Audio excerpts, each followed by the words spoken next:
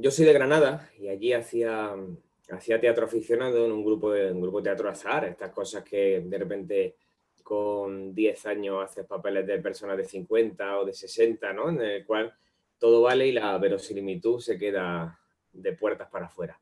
Entonces, yo hice teatro durante, pues, posiblemente de los 11 a los 16 o así. Me vine a Madrid a hacer periodismo, soy periodista, y cuando empecé a estudiar en la universidad, de repente yo vi que seguía teniendo ganas de hacer teatro, había sido mucho tiempo continuado, pues eso, básicamente en Granada haciendo todas las obras de Lorca, de todas las maneras posibles, metiendo mucho, mucho cante, mucho folclore, pero a mí había algo que se me había quedado y además no había hecho tampoco ninguna otra obra que no fuesen cosas de Lorca, que luego la he visitado años después desde otro lugar, ¿no? Entonces yo veía que seguía pensando en el teatro que tenía ganas de hacer. Pero yo me venía a Madrid, no conocía a nadie, no conocía nada, y de repente, pues dándome cuenta de que pensaba mucho, tal y cual, me planteé si empezar a formarme. Dije, una forma buena de hacer teatro es formarme en una escuela de interpretación, de arte dramático. Porque pasaba mucho tiempo yendo a figuraciones en series para ver cómo era, yendo a anuncios de figuración y dije, todo este tiempo lo puedo emplear. Estuve en la escuela, entonces a raíz de empezar mi formación en el laboratorio William Layton, pues fui decidiendo que quería ser actor. Lo bueno es que yo cuando empecé no tenía digamos, no me quise forzar a querer ser actor, sino yo ponía todo mi compromiso en la formación, pero a ver a dónde iba eso, ¿no? Porque también lo simultaneaba con el periodismo. Entonces, cuando llegó un momento de esto que sin darme cuenta, decidí que sí que quería intentar dedicar mi vida a ello. Entonces, no, digamos que no tuve un alumbramiento a los 4 años o a los 7 bailando en casa o viendo a un gran actor o actriz, no tengo una gran historia que contar. Entonces, a lo mejor me la podría inventar y quedaba mejor, pero con los años he decidido que no. Igual alguna vez me la inventé, a lo mejor, hace 15 años, así que te sientes mal con no tenerla, pero como no la recuerdo y no la puedo repetir, pues no quiero, he decidido contar la verdad. Entonces fue un poco así.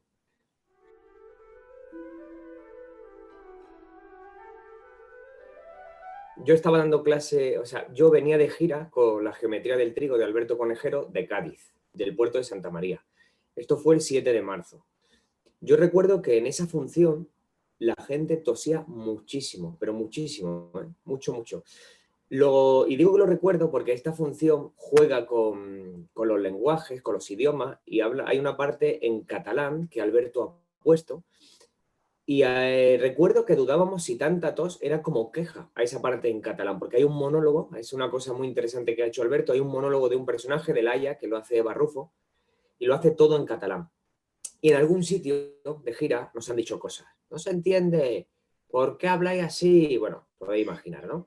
Y recordemos que ahí eran muchísimas toses. Decíamos, ¿están tosiendo encima del catalán? ¿Qué ocurre? Porque sí que se escuchaba como alguna cosa. Cuando salimos decíamos, hay que ver todo lo que está tosiendo la gente, porque ahora parece muy cercano, pero el 7 de marzo estaba presente, pero no sabíamos todo. Yo tengo la sensación de que todo ocurrió de una manera muy exponencial. Entonces llegué a Madrid el domingo 8 de marzo y el 9 yo tenía clase por la tarde. Bien, pues al salir de clase a las 8 de la tarde con los alumnos y con las alumnas del curso, recibí la noticia por la directora de que se empezaban a cerrar las escuelas 2 semanas. Y ahí ya tuve la sensación de que esto no, iba a ser algo más que esas 2 semanas, ¿no? Al día siguiente volví a tener clase por la mañana en el laboratorio William Layton con el grupo de primero y ya toda la mañana fue muy extraña porque había noticias, se cierran las escuelas, pero ¿qué va a pasar con el teatro? Compañeros de teatro escribiendo en grupo, oye, pues yo tengo una función dentro de 2 semanas y no han dicho que no nos la aseguran. Entonces, de repente yo marco como clave esa tarde del lunes 9 y ese martes 10, en la cual las toses, por así decirlo, el puerto de Santa María del día 7 se resignificaron, ¿no? Entonces, hubo un periodo de 3-4 días en el cual yo recuerdo prepararme el día 10 para empezar a recibir noticias. Entonces, pues de repente era que con Shock, el Cóndor del Puma, que no íbamos a ir a Colombia. Con los Ronejo de Rulo Pardo, que no se iba a hacer la abadía.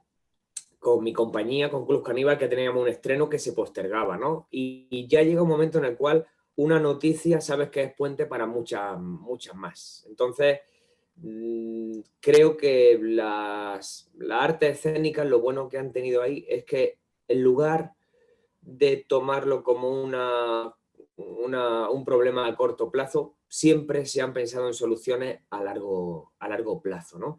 Entonces intentamos adecuar las clases al formato audiovisual, al formato no presencial, intentamos recolocar los montajes, los espectáculos y suerte he podido tener de que más o menos todo se ha ido colocando. Tenía gira, tenía estreno y todo se ha podido hacer en un 90%.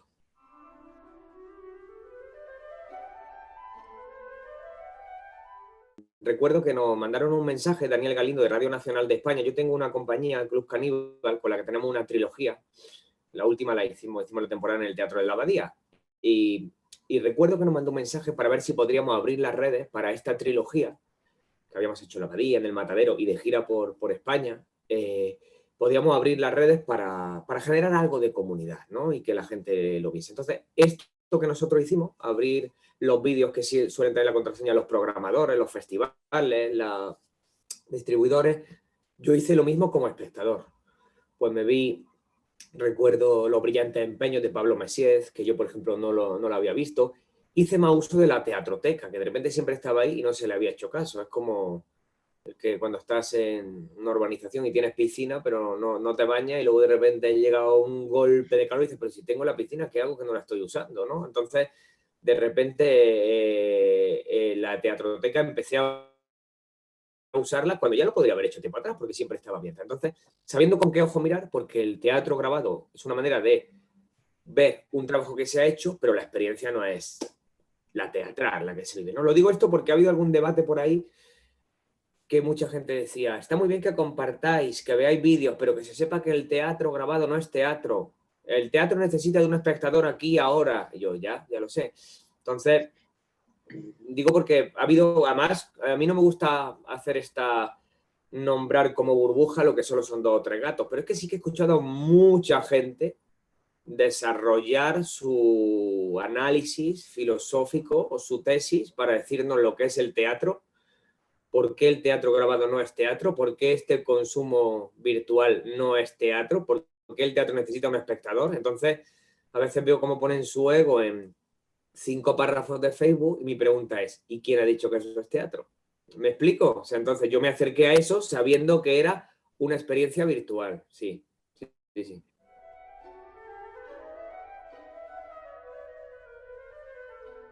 La experiencia teatral necesita de un público porque, como dice Juan Mayorga, el verdadero conflicto no ocurre entre los personajes de una obra de teatro. Ahí ocurre un conflicto, pero el más potente ocurre entre la compañía, entre el espectáculo y el patio de butacas, entre la respiración del público y lo que ocurre en escena, entre un gag y cómo se ríe el público, entre una pausa o un silencio de un personaje y cómo el público lo recibe. Eso en vídeo no se puede ni siquiera imaginar, no se siente. Tú puedes ver una propuesta estética, plástica, conocer los textos y ver qué hicieron. Pero no puedes, de alguna manera, de una manera virtual, sobrevuela la experiencia, no la atraviesas. Para atravesarla tienes que estar en el patio de butaca.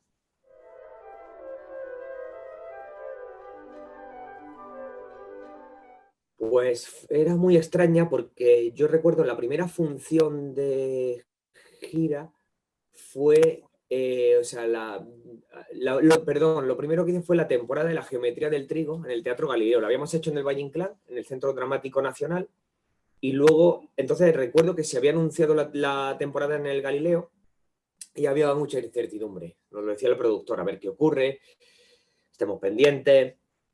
Y recuerdo que incluso hasta días antes no las tuvimos todas con nosotros. Y la vuelta, pues fue bastante, pues fue una de las cosas más extrañas que me han pasado, porque el primer día, el día que estrenamos, en septiembre, la primera semana, no recuerdo ahora el día, como que reestrenamos, ¿no? Que a veces los actores nos ponemos unos términos que no existen, porque ya llevamos un año haciéndola. La actriz, precisamente la que hacía Laia, Eva Rufo, estaba en una serie y el director había dado positivo en COVID. Esto lo supo el día del ensayo general. El teatro estaba lleno y teníamos función toda la semana. Nos reunimos, qué hacemos, qué hacemos, suspendemos, pero claro, entró aquí en juego algo más allá de la voluntad de querer hacerlo. Y es si alimentar esta rueda del miedo de se suspende en un teatro, ¿sabes? Entonces dijimos, vale, pero nadie se lo va a poder aprender en 24 horas, porque además su texto, su par, como he dicho antes, tiene una parte en castellano y otra en catalán. Entonces hay una dificultad ahí enorme. Y decidimos que llamar a una actriz, a Ángela Villar, maravillosa, que es catalana, ¿qué hizo? Y lo hizo con el libreto en mano. Nosotros nos ofrecimos como a que, además es una tragedia, no sé si conocéis el texto, pero nos ofrecimos a, porque el teatro estaba lleno, a la oportunidad de que si alguien del público sentía que la experiencia quería volver a vivirla o volver a invitarle otro día o devolverle el dinero o algo así. Entonces, los 3 días que estuvo Ángela con nosotros, porque luego Eva Rufo dio negativo, no hubo ningún problema. Y además había algo luego del público, que al público los accidentes, el público quiere ver la obra como es, por supuesto, pero hay algo de los accidentes que vuelven la experiencia más particular y más genuina. Entonces, para ellos, formar parte de eso, como luego la historia se pudo contar, creo que le sumó. Porque, por supuesto, la obra no es como era. O sea, Ángela estaba con el libreto, pero con el libreto en la mano. No es una metáfora, no es una alegoría, no, leyendo la obra, ¿no? Entonces, ella estaba ahí, pero hay algo del público, por supuesto, no podemos decir, guau, yo no quiero romantizar un problema, ni romantizar una crisis. Yo hubiera deseado que hubiera estado Eva o que Ángela hubiera dado tiempo a aprendérselo. Era imposible. Pero sí que es cierto que ese hándicap, ese problema, ese pequeño escollo, el público lo vive como, ay, mira, es como cuando en escena te entra la risa, es horrible, pero el público dice, ostras, ¿sabes? Como cuando un actor se cae, es horrible, pero el público dice, ostras. Entonces, hay algo del público de formar parte de esa experiencia que yo creo que sumó para que nadie devolviera el dinero. O a lo mejor pidieron que le devolvieran el dinero y no me enteré, pero creo que no. Y esa fue la vuelta. Esa fue la vuelta, imagínate.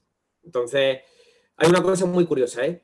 2 o 3 semanas antes apenas había entradas vendidas. Creo que como esto es importante señalarlo. Y le llevaba la obra anunciada ya como 1 mes y medio, 2 meses. Y la gente esperó como a los 3 últimos días. Creo que todo el mundo esperaba y decía, a ver qué ocurre, si se van a cancelar o qué, porque los últimos días la venta creció bueno, no sé qué tanto por ciento te voy a decir porque no sé de números. Te voy a decir un 300% y no sé si eso es cierto, pero se llenó de golpe en los últimos días.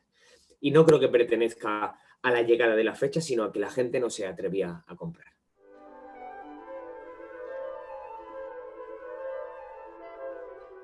Pues que tiene muchas ganas de apoyar y de aplaudir, porque ocurrió ahí, yo he vivido algunos inicios, en este caso fue el inicio de temporada en el Galileo con la geometría del trigo y el inicio de gira con Shock, el Cóndor y el Puma, la obra de Andrés Lima, fue en el Lava de Valladolid y era el primer espectáculo que se programaba allí. Y hay notas que hay un plus de apoyo. Yo estoy muy contento de verdad con las 2 obras, con las cosas que hacen Alberto, Andrés, con los textos. No voy a hablar de mí ni de nuestro trabajo, pero me refiero que son proyectos en los que creo y han funcionado bien este tiempo. Más o menos llevan el mismo tiempo circulando. Pero sí que es cierto que notaba un plus más emocional, fíjate, creo que, y se notaba, más que esta cosa del público tiene que ver con cómo aplauden lo que han visto, pero también tiene que ver cómo de repente quieren que cuando ya se ha agotado la manera en la que ellos lo han recibido, quieren que volvamos y que vuelvas a salir por apoyar lo que se ha hecho. Y yo ese plus emocional sí lo noté. Porque luego también cuando la gente por redes hablaba de la obra y la recomendaba, había un punto en el que siempre señalaba esto. Qué bien volver al teatro, gracias por tal. Yo decía, no, bueno, sí es mi trabajo, es lo que tengo que hacer, ¿no? Pero sí que esa parte, ese plus de apoyo emocional estaba. Y luego lo de las mascarillas, no sé, la gente dice, qué raro ver a la gente con mascarillas. Sí, bueno, y ir en el metro también con mascarillas, pero no sé, es extraño, pero te acabas acostumbrando.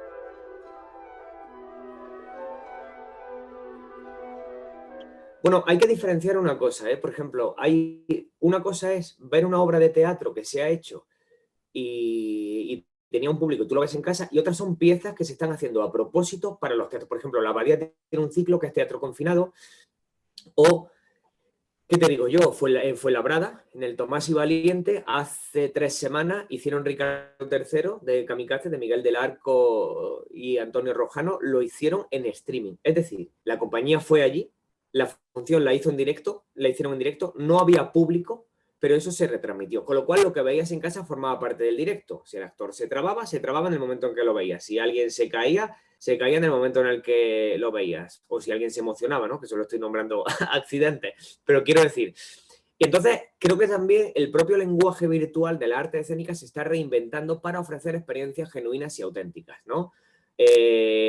Ahora en el Teatro Confinado Luis Bermejo ha estado haciendo cosas, Irene Escolar, Rulo Pardo estrena una pieza de piezas audiovisuales y él en directo desde su casa en la abadía. Entonces creo que vi una también de Alex Peña, Estación Espacial, en la cual a través de 2 apartamentos diferentes en Sevilla y en Málaga, la gente asistía a una experiencia que ocurría en el momento, que ellos estaban interpretando en sus casas. Y yo creo que esto es algo que quizá en menor medida que ahora, pero creo que se va a quedar. Es decir, cuando se vuelva a la normalidad, dentro de un año o de 20, no lo sé, yo creo que va a haber algo de este formato audiovisual que los que verdaderamente son creadores, que saben, yo sería incapaz. O sea, si me llaman para interpretar algo, lo haría, pero yo no sé pensar audiovisualmente. Sería incapaz como director de hacer algo así, o por lo menos me costaría mucho. Pero creo que hay gente que sí tiene un lenguaje muy genuino, ¿no? He nombrado ya, digo, Alex Peña, Rulo Pardo también sabe hacer mucho estas cosas. Y hay gente que está haciendo cosas muy buenas y que además creo que sí que es cierto que algo de eso se va a quedar. Porque tiene también que ver con descentralizar algo. La cultura en España está muy centralizada, mal que nos pese, pero no solo, yo soy de Granada, yo soy de Albolote. Imaginad la gente de Albolote, las obras que puede ver son las que llegan al Teatro Alhambra, que está en Granada, ya se tienen que desplazar porque de gira a Albolote van algunas, pero van muy pocas. Pongamos que en España, ¿qué hay? Pues imagínate que cada año hay, voy a decir una cosa gráfica y horrible, pero resultadista, 40 éxitos, 40 grandes obras. A lo mejor al Bolote de esas no llega ninguno, llega una y al Teatro Alhambra llegan 2 o 3, ¿no? Con lo cual, de repente que también haya gente en Soria, en Pontevedra, en Granada, que pueda asistir a que creadores que están en la escena nacional lo puedan hacer desde Málaga, Sevilla, Madrid y todos puedan participar, creo que también es un plus. Y es un lenguaje que si se sabe aprovechar nos puede traer cosas muy buenas, pero no va a sustituir al teatro. Esto por un lado por lo virtual. Y por otro, creo que el presencial va a costar que de repente yo veo un fin de temporada y un inicio con mascarilla y restricciones de aforo. La única duda que tengo, fíjate, y en lo que quiero confiar, es en si van a haber aforos completos. Nosotros cuando volvíamos el otro día del Teatro Central, con Shock, el Cóndor y el Puma, en el Teatro Central los 2 días estuvo lleno, al aforo limitado fueron 200 personas, creo que fue. Al volver en el tren, el tren estaba lleno 100%. 100% es 100%. O sea, yo estaba lleno tenía gente que no conocía al lado, y en un tren en el cual hay tránsito de personas. Gente que se levanta al baño, abre la manivela, saca algo para comer, toca las cosas. Entonces, sí confío en que este aforo completo que de repente está en los transportes y en muchas cosas, quizá pueda llegar al teatro. No sé. Sí veo las mascarillas, sí veo también que hace falta un pensamiento de confianza en los programadores y en los responsables políticos. Y hablo incluso de las provincias, ¿eh? Es decir, no hablo solo de los grandes, del ministro de Cultura, hablo también de programadores que tienen en su mano programar una obra en un pueblo de Alicante o un pueblo de Extremadura y no se atreven por lo que pueda pasar y acaban derivando el presupuesto a otro lugar. Creo que ese plus de confianza también lo necesitamos, porque sí me he encontrado con algún caso, hablando con algún programador, que no se atreven a programar por lo que pueda pasar. Y yo lo que les digo es que si ellos no dan el paso, ese por lo que pueda pasar va a ser por culpa de ellos, así de directo. Entonces, si queremos sumar, que hagan su trabajo, y si tienen que programar 2 obras en febrero y 4 en marzo, que lo intenten, y si hay que cancelarlas, tienen los medios para reubicar las fechas o hacer cualquier otra cosa. Entonces, ese no me atrevo por lo que pueda pasar, me parece un poco cobarde. Y creo que el teatro presencial necesita de responsables en programación. Ya no voy a decir que sean valientes, sino simplemente que hagan su trabajo. como hay muchos por ahí haciéndolo de manera ejemplar.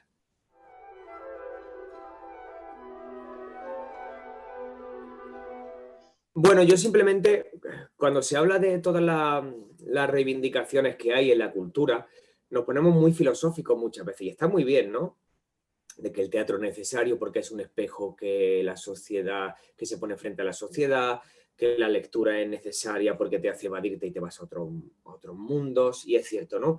Que la música nos lleva nos hace alcanzar experiencias que no se alcanzan con nada, y todo esto es cierto, y por eso yo me dedico a esto. Bien, pero para la gente que no se dedican a esto, sí que creo que deberían empezar a entender que las reivindicaciones de la cultura no vienen solo por querer poner un espejo frente a la sociedad, no vienen solo por querer poder seguir escribiendo cosas que no hagan evadirnos a otro mundo, vienen porque la cultura es una industria y es un trabajo.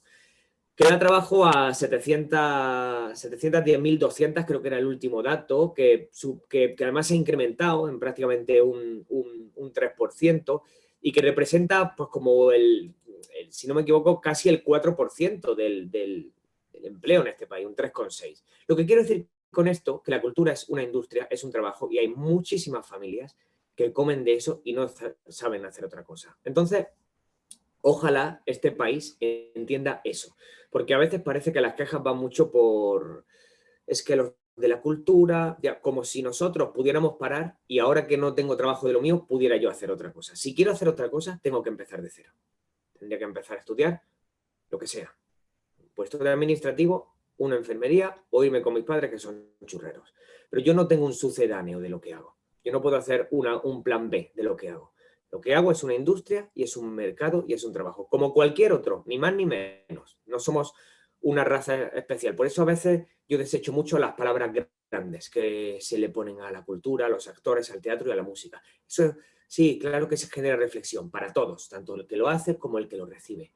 Pero eso es el resultado de lo que ocurre después. En la base, ¿cuál es? Que es una industria y es un trabajo. Y este país todavía no ha entendido que la cultura es una industria, punto.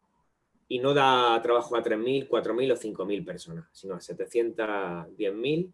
Bueno, creo que es el último dato, pero esto no sirve. Luego ya no voy a entrar en los beneficios que podría crear si se le potenciara, porque todo el mundo lo hemos visto. Situación peor que hay ahora no la hemos tenido. Y los teatros, yo lo voy a decir, de gira por España, en todos los sitios se ha llenado. La geometría del trigo en Madrid se ha llenado.